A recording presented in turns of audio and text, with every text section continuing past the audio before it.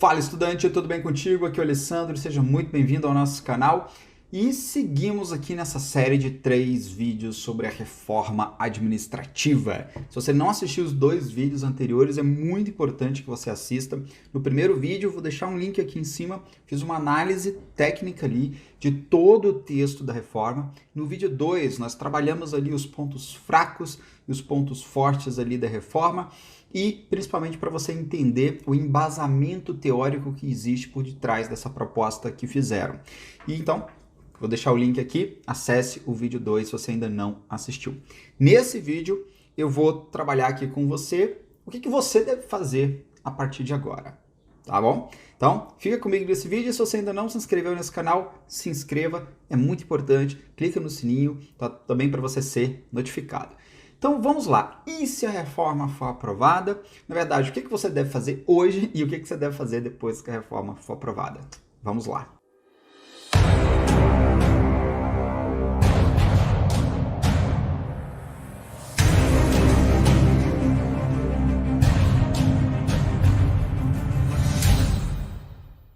Muito bem, antes de trabalhar com você aí o que você deve fazer agora, ou que você deve fazer depois que essa lei, se ela for toda aprovada, que eu acho muito difícil isso acontecer, eu vou te dar um embasamento aqui importante, tá? E até algo que eu vou fazer e que você pode fazer também. Se você, claro, concordar com o que eu estou falando aqui, beleza? A todo momento eu busquei fazer sempre essa análise baseada em toda a minha experiência, tanto e conhecimento também, de administração pública, com uma experiência também como servidor, né? Eu já tive nas duas frentes, né? Tanto no serviço público, na iniciativa privada, conheço bem esse jogo político que existe inclusive lá dentro também, mas a gente precisa ficar muito atento com tudo isso que aconteça. Então, vamos lá. Entenda o seguinte, ok? Que é algo muito importante para você fazer agora. Primeiro ponto, né? Você tem que continuar estudando, mandando ver nos teus estudos, porque você não tem ideia se essa reforma vai passar ou se ela vai ser modificada. Possivelmente vai ter muita modificação, tá, ok? A carreira dos servidores públicos é forte, eles vão com certeza bater muita coisa com razão, que é o que eu vou trabalhar aqui contigo, então, ou seja, vai acontecer, tem muita água para passar debaixo dessa ponte. Então você não pode vir com essa historinha de que eu desanimei por causa da reforma administrativa. Se você desanimou, olha, me desculpa, mas você é fraco. E pessoas fracas não passam em concurso. Mas você tem a chance de se tornar uma pessoa forte. Por isso que nesse canal eu te ensino como estudar. Eu trabalho com você essa questão de lidar com o seu emocional. Então para com isso. Entendeu? Vamos parar com essa postura agora. Porque, ficou um tempo, concurso público é uma montanha-russa. Se você analisar, de 2000 para cá, sempre teve altos e baixos. Sempre aconteceu várias coisas. Não, eu desanimei por causa da pandemia. Agora eu desanimei porque não vai ter mais concurso. Agora eu desanimei porque também não vai ter estabilidade. Então, para com isso. Você tem que tomar uma decisão na tua vida. Ou você vai encarar fazer concurso e você vai até o fim, e você vai passar por todas essas adversidades, ou desiste lá agora e vai para a iniciativa privada e para de perder tempo. Isso é uma escolha que você precisa fazer agora na tua vida. Então, se você escolher ficar no serviço público, pronto, né? Ou ficar estudando para o concurso público, então para com essa historinha de desanimei, que isso é coisa de mentalidade fraca, ok? Aqui eu tenho que falar a verdade com você. Tem que ser duro com você, às vezes, para ver se cai a ficha e você não deixa a tua mente usar isso como autossabotagem. Isso é um processo de autossabotagem. Você tem que focar, lembra do princípio do autodesempenho, você foca naquilo que você controla. E o que você controla? Você controla o teu estudo. Tá? Se não fosse para estudar, se não tivesse mais concursos, não sei o quê, cara, eu ia te falar isso agora, inclusive eu ia mudar de profissão, entendeu? Mas lembre-se que eu estou estudando. Eu estou estudando. E um dos motivos para eu voltar a estudar foi justamente isso. Como diz, né? Botar o meu na reta e falar assim, é aqui. Não estou falando algo para você fazer. Estou falando algo que eu estou fazendo. Eu estou fazendo. Então, esse é o conselho que eu te dou. Você tem que manter os teus estudos. Tem um monte de concurso aí já programado para sair. Quando passar essa fase agora vai ter muita coisa que já está programada, que foi suspenso, voltou, não sei o quê, e pronto. mas você tem que ter a mente e os dois pés no chão, a mente firme e os dois pés no chão, ok? Outra coisa que você pode fazer, se você quer realmente brigar, né, no bom sentido, você quer ajudar até que seja feita uma melhor reforma, uma reforma de verdade, na verdade, porque o que nós temos hoje não é uma reforma, é um Frankenstein. Cara, isso sendo aprovado 100% desestabiliza todo o serviço público brasileiro, que você não tem que... É muito fácil você ir lá fora e você falar assim, vamos implementar o modelo dos Estados Unidos aqui no Brasil. O Brasil não é os Estados Unidos. É uma coisa, inclusive, eu bato com o pessoal da área de educação, porque muita gente fala assim, porque isso aqui vai funcionar, porque funciona lá na Noruega. O Brasil não é Noruega. O Brasil não tem uma sala de aula com 10, 20 alunos. O Brasil tem uma sala de aula com 40, 50, 60 alunos. Então você precisa buscar conhecimento, buscar experiências lá fora, mas sempre pensando na realidade do seu país. É igual você nos seus estudos. Não adianta você simplesmente fazer algo porque alguém fez. Você tem que, interessante, essa pessoa usou essa estratégia, essa pessoa usou esse método. Tá, dentro da minha realidade, será que eu tenho o nível de conhecimento que ele tem? Será que eu sei estudar da forma como ele sabe? Eu tenho a quantidade de tempo que ele tinha? Enfim, a mentalidade que aquele cara tinha. São vários fatores que você precisa analisar. Não pode simplesmente copiar e colar. Isso não funciona. Tá ok? Isso não funciona. Então eu vou dedicar essa parte desse vídeo aqui, e eu estou assumindo um compromisso com você aqui também, a colocar os pontos principais aqui, fazer um resumo dos últimos 2 vídeos para a gente consolidar esses 2 pontos e vou assumir um compromisso aqui com você, que eu estou montando um texto para enviar para vários deputados, tá ok? Deputados, senadores, enfim, eu não conheço, não tenho ligação direta com ninguém, mas é fácil, você entra lá no site, pega o e-mail deles e manda, não sei se vão ler, mas eu estou fazendo aqui a minha parte, né? Até, como eu disse, aproveitando o conhecimento que eu tenho de gestão e de administração pública, para que a gente consiga realmente fazer uma reforma. Uma coisa que você pode fazer, inclusive, é compartilhar os vídeos que eu já fiz sobre a reforma, isso vai ajudar bastante. Então você, como cidadão, como estudante, é continuar estudando. É continuar estudando, com gás, com força, com determinação.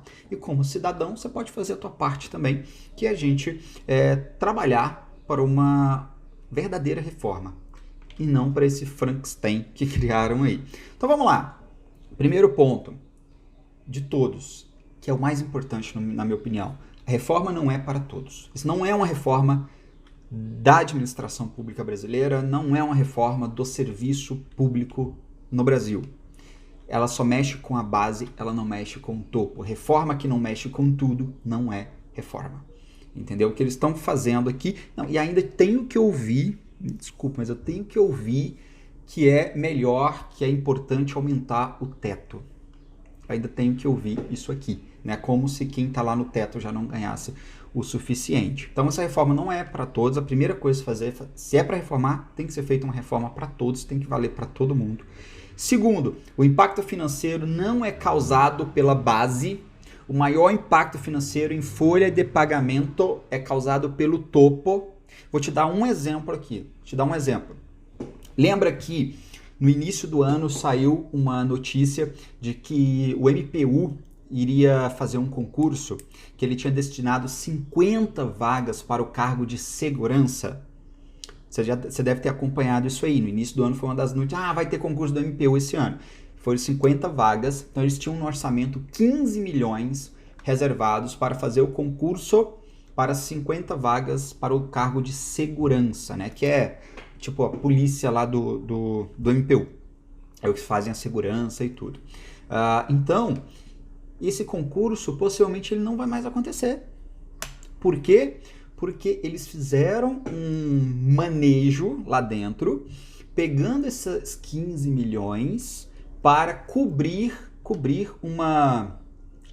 como é que é? Tipo uma verba indenizatória que eles têm lá para os membros.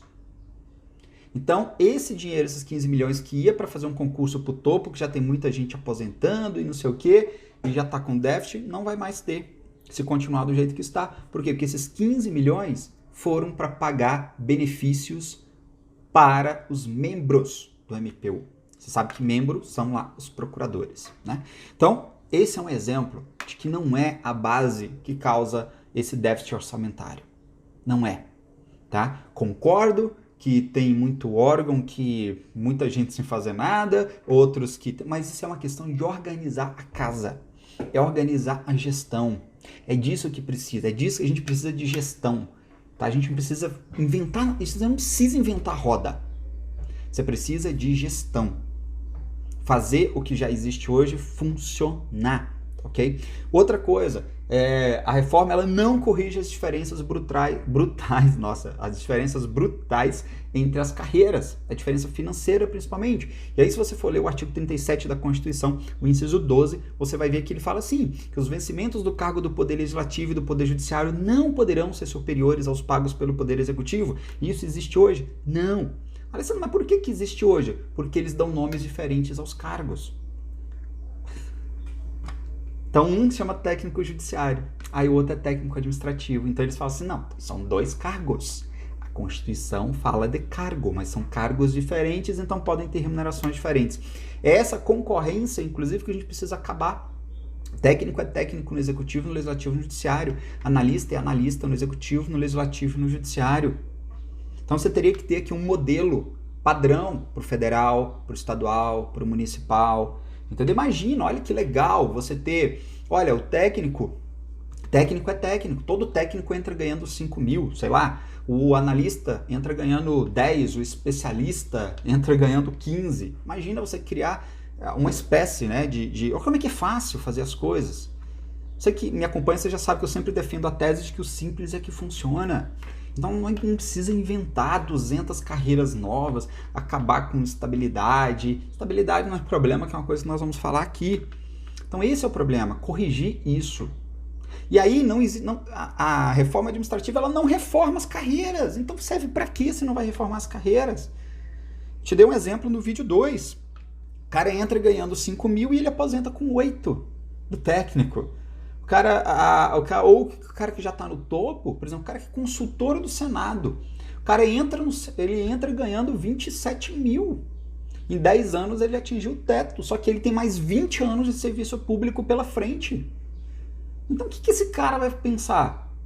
O que você teria que ter é um alargamento das carreiras. Um alargamento. Um consultor legislativo não precisa começar ganhando 27. Me desculpa, mas não precisa. Assim como, né, o técnico não precisa começar ganhando 15 mil. Você poderia ter isso, que seria uma entrada menor, que você entra ganhando um pouquinho menos, mas você demora 20 anos para ir progredindo, 25 anos para você ir progredindo, enfim, uns 30 anos para você ir progredindo. Enquanto você estiver lá, você vai querer progredir. Aí entra a capacitação, aí entra a avaliação de desempenho, para você poder fazer essa progressão. Não é simplesmente progredir por tempo de carreira. Então, tudo isso que tem, isso é uma verdadeira reforma. Não é o que foi proposto. Eu estou batendo muito nessa tecla para você também entender que eu quero muito uma reforma, mas uma reforma de verdade. Então, se não reformar as carreiras, não vai adiantar nada. Tem que parar com essa competição. Parar com esse negócio de, poxa, dentro do Executivo Federal. No Executivo Federal você tem, sei lá, a carreira do IBAMA, que é diferente da carreira do ICMBio, que é diferente da carreira de uma agência reguladora, sendo que é tudo Executivo Federal. É isso que a gente precisa acabar. Entendeu? É isso que você precisa, que precisa acabar. Seria muito mais interessante, muito mais inteligente, por exemplo, o governo federal propor que, olha, vai existir um concurso para técnico. E aí o governo federal vai, lá no ICMBio tá precisando, vamos levar a galera para lá. Lá na Anatel tá precisando, vamos levar a galera para lá. No outro, acabar com isso. Essa concorrência, essa rotatividade que existe, porque vários órgãos, como pagam pouco, o cara entra, mas ele passa em outro concurso. O cara que passa no executivo, ele já está pensando em fazer um concurso para o judiciário ou para o legislativo. E aí você tem rotatividade, aí você gastou uma fortuna fazendo um concurso que em 2 anos, quem entrou já saiu. E aí serviu para quê o concurso? E você perde conhecimento dentro da empresa, porque não foi só o concurso, foi o salário que pagou para aquele servidor, foi as capacitações que passou para aquele servidor, é o conhecimento adquirido que aquele servidor tem, que ele vai sair de lá e ele vai levar. Então tá vendo o que é uma verdadeira reforma? É isso. E o quinto ponto, né? A estabilidade não é o problema do serviço público. Não é o problema. O servidor que é ruim, ele não é ruim porque ele é estável, ele é ruim porque ele é ruim. Ele é ruim porque ele é ruim? Nossa, ficou confuso aqui. Ele é ruim porque ele é ruim mesmo. Acabou. E esse é o cara que tem que estar fora. Alessandro, mas como colocar esse cara para fora se ele tem estabilidade? A própria Constituição já diz, caramba. E outra, essa questão de várias carreiras, e o cara com vínculo, e o cara sem vínculo. E ó, imagina dentro de um órgão. Você tem o cara que é estável, carreira de Estado. Você tem um cara que tem vínculo por prazo determinado. Você tem um cara que tem vínculo por prazo indeterminado. Você tem um terceirizado. Todo mundo ocupando ali muitos, né, fazendo quase que as mesmas atividades e pessoas totalmente diferentes. Você cria um sistema de castas. Quem já trabalhou no serviço público sabe que, por exemplo, o cara que é comissionado, esse cara sofre muitas vezes porque ele tem um salário menor do que o outro cara que é o servidor, que ele tem que ele faz a mesma coisa. E ele é discriminado lá dentro. Agora você imagina você ter esse monte de coisas diferentes. O cara tem que andar com uma plaquinha assim, né? Eu sou... para você saber identificar.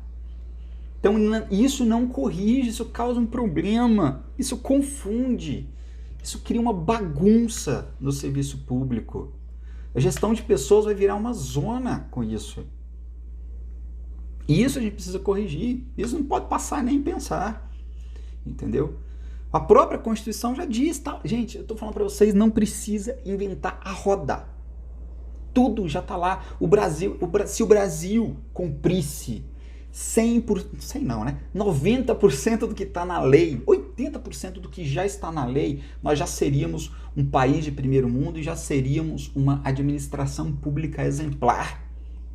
Porque uma coisa que nós temos é muita gente capacitada. Tem gente, cara, que você não tem noção. Só quem tá lá dentro sabe. Mas muita gente capacitada. Muita. Tem uma galera muito fera, que entende do assunto. E é isso que a gente não tá fazendo, a gente não tá aproveitando.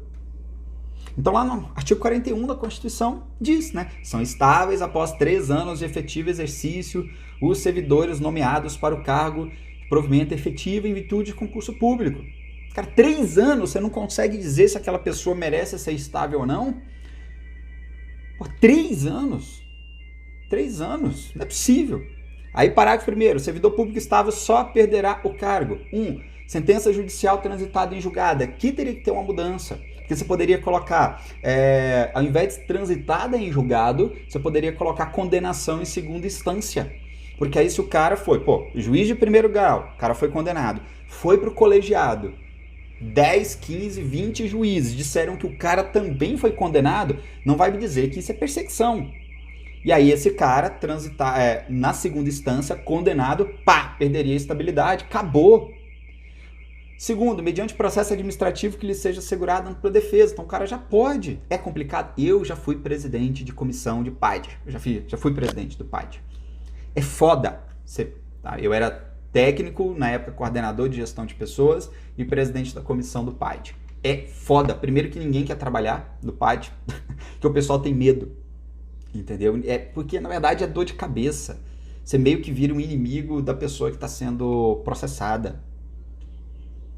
Faz parte, né? Então, PAD aqui já está previsto. E o terceiro, mediante procedimento de avaliação periódica de desempenho, na forma da lei complementar, assegurada a ampla defesa. Então, está aqui. Só o que precisaria fazer é uma lei complementar dizendo como que vai ser a avaliação de desempenho. E eu já falei como que deve ser feita uma avaliação de desempenho para evitar essas questões. 360. Primeiro ano, o cara se avalia, a equipe avalia ele, os colegas avaliam, o chefe avalia e o RH avalia. 4 avaliações. Eu me avalio, meus colegas me avaliam, meu chefe me avalia e o RH me avalia. Não é possível que vai estar todo mundo contra o cara. E não é 1 ano, 3 anos. Como é que foi a avaliação dele no primeiro ano, no segundo ano e no terceiro ano? Se concluir aqui no terceiro ano que esse cara teve avaliação abaixo da média, tá fora e pronto, acabou. Fácil resolver. Tá vendo como é que é simples? É simples resolver isso. Basta uma lei complementar. Provado o quê? Maioria absoluta na Câmara e no Senado. 50% mais um, mais. Então tá vendo? Era isso que precisa.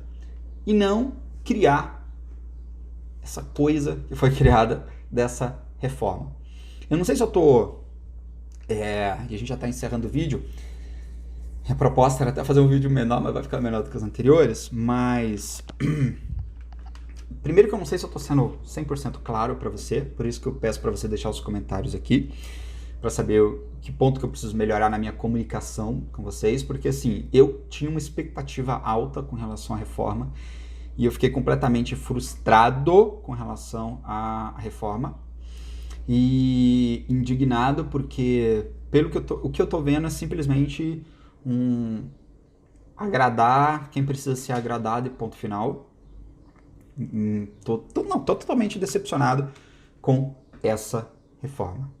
Totalmente. Para mim não passaria nada do que tá ali.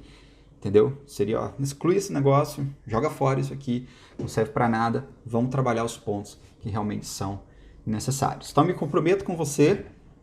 Eu estou fazendo um documento, uma carta, um e-mail, né? Carta, um e-mail.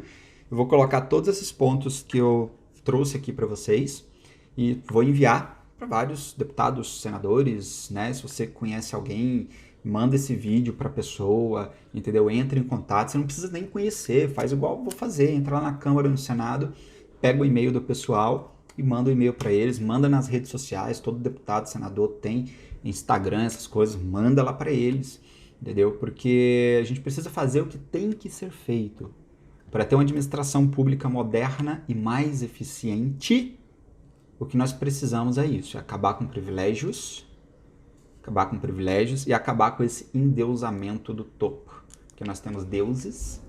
Então o cara lá no Supremo Tribunal Federal, o ministro, ele pode fazer uma licitação de lagosta, mas o cara que está na ponta tem que perder a estabilidade.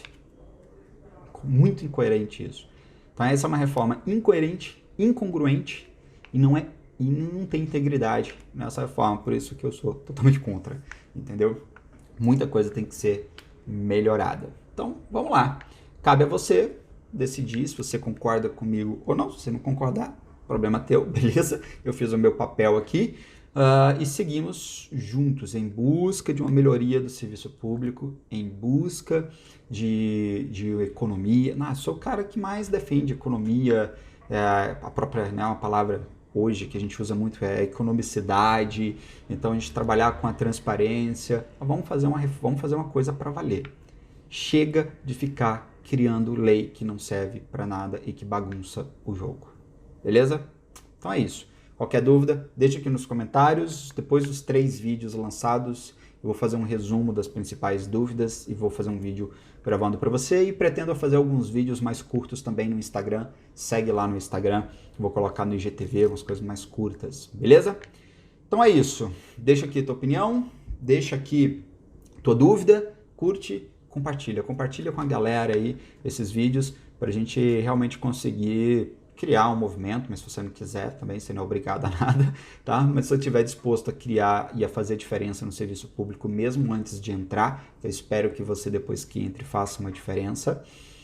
Eu tenho a mente limpa que eu fiz a diferença em todos os serviços públicos que eu participei, consegui mudar muita coisa lá dentro, então é possível. E agora, do lado de fora, a gente também pode mudar, beleza? Vamos juntos, até o próximo.